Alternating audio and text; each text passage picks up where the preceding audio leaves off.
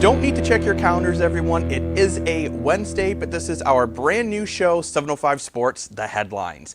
Here we're just going to be going over some of the main stories that are going on in sports this week. So this week was the OHL trade deadline, and the Greyhounds were very, very busy.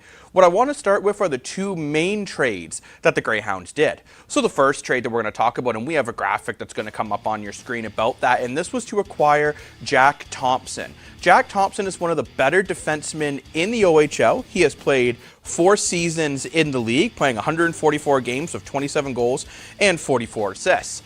What he adds is some stability in the back end as a puck-moving defenseman who is still pretty solid in his own end. Now, some Greyhounds fans were upset, and I can understand why. We gave up a lot to get him, giving up Jacob Holmes, Marc Boudreau, and a second-round draft pick. That is a lot to trade for one player. However, the Greyhounds are really pushing for that OHL finals and potentially a Memorial Cup. Adding Thompson is adding that stability to the back end that they need. Although they traded one defenseman who is good in Jacob Holmes, I feel they made a very nice upgrade. Now, we do have another trade that I really want to focus on, so let's switch that graphic over. And they made a trade with the Peterborough Petes to grab Keegan McCullen. What I really like about this trade is Keegan is a very solid bottom 6 veteran forward, well, as veterans come in the OHL. He's only played in 2 seasons technically because of all the weird shutdowns going on, but he is 19, so he has that extra experience. And he does have some playoff experience with the Timmins Rock, where he scored 9 goals and 6 assists in just those 9 playoff games that he played in Timmins. He has been known as a strong checking forward, so he is going to add that depth to the roster that they lost when they traded Boudreau to get Thompson. So they essentially got him back, and only giving up a 6th-round pick isn't too bad. I mean, obviously, some people are worried if the Greyhounds don't go far in the playoffs. Then they traded draft picks and players who will play next year for guys that are probably done in the OHL after this season. However, I like the moves by the Greyhounds because this is showing that they're trying to win now. So now let's move on and let's head over to the NHL. The biggest story in the NHL going on right now is Evander Kane. Evander Kane is now a free agent since the San Jose Sharks have bought out his contract, and there are 6 teams that seem the most interested in him. And we have a graphic that's going to put those 6 teams on your screen. And out of those 6 teams, it looks like he's going to be going to the Edmonton Oilers. We're recording this around 9:30 this morning, and by noon, there's a very good chance that this deal will be done and Evander Kane will be with Edmonton. There are talks that the Leafs were interested, Rangers, Bruins, and Golden Knights as well. Mind you, I don't like him in Toronto at all. There's an article on SaultOnline all about that. And we have some highlights of Evander Kane too that will come up on your screen. And he is a skilled player. Like, he has a lot of talent. He's fast, he can hit, he can fight. He's on power plays, he's on penalty kill. But you have to look at your risk versus reward with a player like Evander Kane. He is someone that has caused a lot of drama over the past few years between drug issues, gambling issues, not showing up to team practices, faking COVID-19 paperwork, saying he was vaccinated, which that wasn't confirmed or denied, but it's just all this drama. And you have to remember, when you get Evander Kane, you don't just get Evander Kane on the ice, you get him off the ice. However, for the Edmonton Oilers, totally worth the risk. The Oilers are a team that are absolutely desperate for secondary scoring.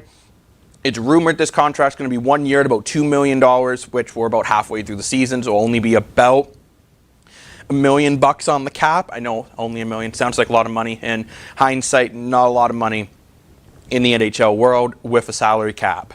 But now let's switch off the ice and head over to the football field. Lucky Whitehead has just recently re-signed with the BC Lions. Lucky Whitehead will now be the highest paid receiver in the Canadian Football League.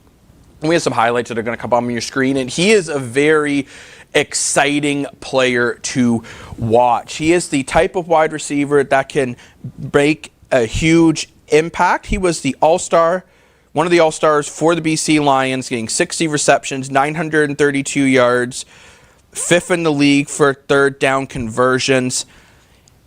Lots of touchdowns in the 12 games he played for a combined of 1,212 yards in total between kick returns and receiving and running. Lucky Whitehead is an impact player. We saw it on the BC Lions. When he was injured, the team went downhill. So I think this is a smart 2-year contract. It is pricey at $205,000 in the first year, $202,000 in the second year. Again, for people who don't follow the CFL as much, that is a very big salary in the Canadian Football League. But Lucky Whitehead is definitely worth that big salary money. Now, this does bring into questions what's going to happen with Mike O'Reilly, as he's in his last year of his contract, but he's getting older, closer to retirement. With signing Whitehead at that much money, are you going to let Mike O'Reilly walk? That's something for Friday's show. But last but not least, we have the Toronto Raptors. Now, the Toronto Raptors did lose last night. However, the Raptors have won 6 out of their last 7 games. The offense is really rolling. The team is healthy, and it is making a very, very big difference for this club. This is the first time in this stretch that they've had a full healthy unit. Normally this team has been playing with a lot of injuries, and finally the team is together and they're looking good. Siakam's looking good, Van Vliet's looking good, Boucher's looking good. This team is starting to play where I think fans and management were hoping they would be. Unfortunately, it is in an empty building at the moment, but hopefully we'll have some news on that within the next coming weeks. But either way, for the Toronto Raptors, I think they need to be happy with the way they're going. They still need to improve on their rebounding and some of their transition defense, but overall the Raptors are playing much, much better. But that's everything for this week's episode of 705 Sports Headlines. Remember, we will still have our Friday episode where we go deeper into these things. We'll break them down much, much more. These are just some of the main stories that have been going on, that we're following, or that are finished. But thanks for tuning in. See you in the next one.